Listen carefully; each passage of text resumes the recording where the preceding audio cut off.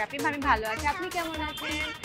আর রুহুল লিখেছে আপনাকে অনেক সুন্দর লাগছে। সুন্দরে বুঝতে কি নাই তোর কইছি না এই সব ছাড়, তুই আবার এই মোবাইল লই বইছো। পরে কথা হবে। মোবাইল কেন আমি তোকে সবাই কত খবর রাখো, তুই মোবাইল লই বাও।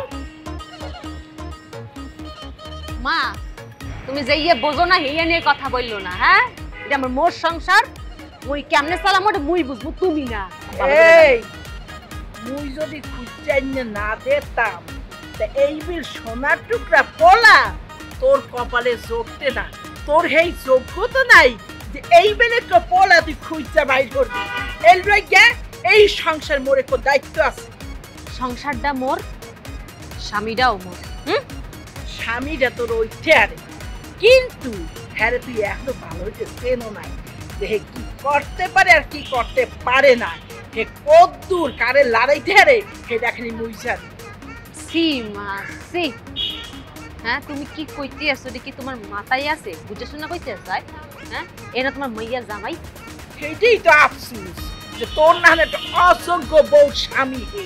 তুমি কি মোর সংসারে আগুন লাগাইতে চাও? তোর সংসার মুই আগুন লাগাইতাম হাতে যদি মোর জামাই একটু সুখে থাকে।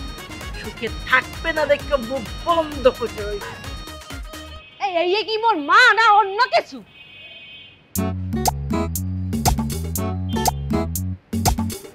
এই মহিলারে আমার বাসায় রাখা যাইবে না,